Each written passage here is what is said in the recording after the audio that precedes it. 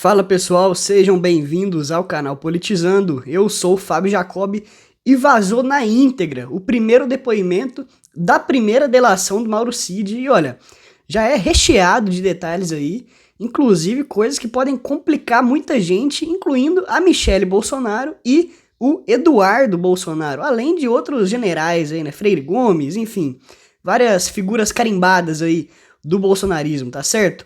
E, segunda notícia, brasileiros deportados dos Estados Unidos estão denunciando agressões, maus tratos, ameaças, abuso em geral, e o governo brasileiro reagiu. Várias figuras aí já partiram em defesa dos brasileiros, estão cobrando explicações dos Estados Unidos, enfim. Antes de ir para a primeira notícia, quero pedir aqui o seu like, o seu comentário, todo tipo de engajamento ajuda demais aqui o canal. Certo, pessoal? E confira se está inscrito no canal, se não tiver, se inscreva.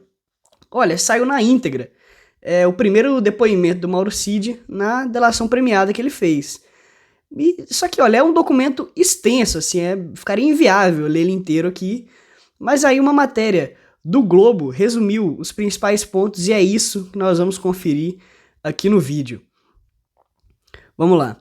O ministro Alexandre de Moraes mantém sob sigilo os depoimentos do tenente-coronel Mauro Cid na sua colaboração premiada para a investigação dos planos golpistas de 2022 e 2023. São mais de 10 depoimentos. Veio à tona o primeiro, de 28 de agosto de 2023. Tem 6 páginas, algum método e menciona mais de 20 pessoas. Segundo o Cid, depois da vitória de Lula, 3 grupos gravitaram em torno de Jair Bolsonaro. O primeiro queria que ele mandasse as pessoas para suas casas, tornando-se o grande líder da oposição. Ou seja, um grupo aí mais controlado, né? Mais democrático.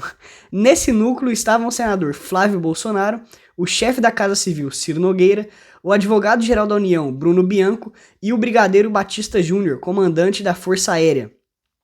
O segundo grupo, ainda mais moderado, dizia que nada poderia ser feito diante do resultado das eleições. Uma virada de mesa representaria um regime militar por mais 20, 30 anos.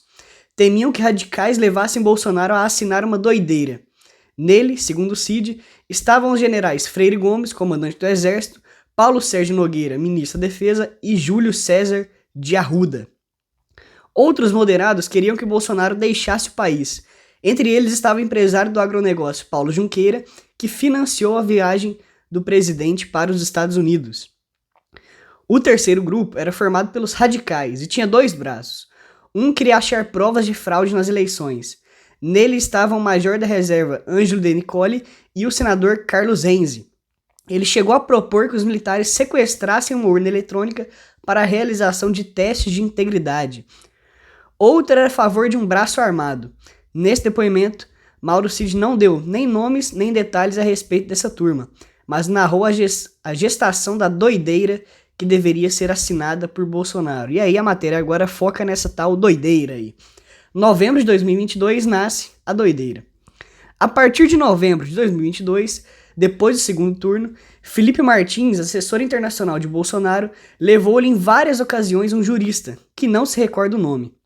Essas conversas resultaram num documento que tinha páginas de considerandos e prendia todo mundo, inclusive os ministros Alexandre de Moraes e Gilmar Mendes, além do senador Rodrigo Pacheco. Ao final, anulava a eleição. Bolsonaro recebeu várias versões do documento e tirou Gilmar e Pacheco da lista de prisões. Depois do segundo turno, convocou ao alvorada os comandantes militares e mostrou-lhes a minuta. Mauro Cid cuidou da apresentação por PowerPoint e saiu da sala. Terminada a reunião, ouviu os relatos dos comandantes. Abre aspas. O almirante Garnier era favorável a uma intervenção militar. Afirmava que a Marinha estava pronta para agir, aguardava apenas a ordem do presidente Bolsonaro. No entanto, o almirante Garnier condicionava a ação de intervenção militar à adesão do exército, pois não tinha capacidade sozinho. Batista Júnior, da Força Aérea, disse que era terminantemente contra qualquer tentativa de golpe de Estado e afirmava de forma categórica que não ocorreu qualquer fraude nas eleições presidenciais. Segundo Mauro Cid, o general Freire Gomes era o meio termo dos outros 2 generais. Não concordava como as coisas estavam sendo conduzidas. No entanto, entendia que não caberia um golpe de Estado, pois entendia que as instituições estavam funcionando. Mas não foi comprovada fraude nenhuma. Não cabia às Forças Armadas realizar o controle constitucional. Estavam romantizando o artigo 142 da Constituição. Pessoal, esse artigo 142 aqui, eles ficaram fissurados. Você abriu o canal do Silas Malafaia, por exemplo, era toda hora falando desse artigo, deturpando o artigo. Continuando. Segundo Freire Gomes, o golpe resultaria num regime autoritário pelos próximos 30 anos. Essa reunião aconteceu no dia 2 de novembro de 2022. Mauro Cid contou que, sem o respaldo dos comandantes, Bolsonaro não assinaria o documento do golpe. Mesmo assim, estava trabalhando com duas hipóteses. A primeira seria encontrar uma fraude nas eleições, e a outra, por meio do grupo radical, encontrar uma forma de convencer as Forças Armadas a aderir a um golpe de Estado. Abre aspas. As outras pessoas que integravam essa ala mais radical eram o ministro Onyx Lorenzoni, o atual senador Jorge Seife, o ex-ministro Gilson Machado, o senador Magno Malta, o deputado federal Eduardo Bolsonaro e o general Mário Fernandes, que atuava de forma ostensiva, tentando convencer os demais integrantes das forças a executarem um golpe de Estado. Mauro Cid prossegue. Compunha também o referido grupo a ex-primeira-dama Michele Bolsonaro. O ministro Alexandre de Moraes sabe de tudo isso desde agosto de 2023. Daí em diante, Mauro Cid voltou a depor em pelo menos mais 10 ocasiões e o ministro puxou o fio do novelo. Olha, voltando aqui, ele cita aqui que algumas pessoas que integravam a ala mais radical, ou seja, que defendiam ali o golpe de Estado, eram... Vamos focar aqui em quem exerce um cargo hoje, que é o senador Jorge Seife, o senador Magno Malta e o deputado federal Eduardo Bolsonaro. Essa é a primeira delação. Eu espero que isso aqui tenha sido investigado, essa fala que envolve eles, e que isso chegue a algum lugar para punir as pessoas. Porque, olha, um pessoal que defende um golpe militar, pelo amor de Deus, não podem ser parlamentares brasileiros. É o básico, né? Os parlamentares devem servir como guardiões ali da lei, da justiça. Como que guardiões da justiça vão defender um golpe de Estado, meu Deus? Mais uma vez, é a primeira delação. Vamos ficar aqui esperando que isso tenha sido apurado. Seja para desmentir ou para realmente chegar a algum lugar que leve eles para cadeia, que tire, que casse o mandato deles, enfim. É inadmissível. Olha... pelo jeito tem mais 10 depoimentos aí, ou mais de 10, ou seja, isso aqui é a base. Tudo que vem depois foi com fios puxados a partir daqui. Podem ter certeza que se vazou esse, não deve demorar muito para os próximos virem à tona aí também. Pessoal, segunda notícia, chegou aqui uma leva de deportados dos Estados Unidos no Brasil, né? Tem gente que fala que isso já é uma ação do governo Trump, tem gente que fala que isso já... estava agendado antes, enfim, isso não importa muito, né? O que importa é que tem vários relatos de maus tratos durante a viagem. Antes de gravar o vídeo aqui, o roteiro estava pronto, não coloquei, mas eu vi o depoimento de um cara falando que, olha, em certo ponto os militares dos Estados Unidos falaram que se eles quisessem, eles pousavam a aeronave antes de chegar no Brasil, matavam todo mundo lá dentro e não ia dar nada. Mostrou foto, agredido, as costas, tudo machucado, uma coisa horrorosa, realmente. Mas vamos aqui para a matéria. Ministros e parlamentares alinhados ao governo do presidente Luiz Inácio Lula da Silva repercutiram um relato de brasileiros deportados dos Estados Unidos de que teriam sido agredidos por agentes americanos durante voo de repatriação.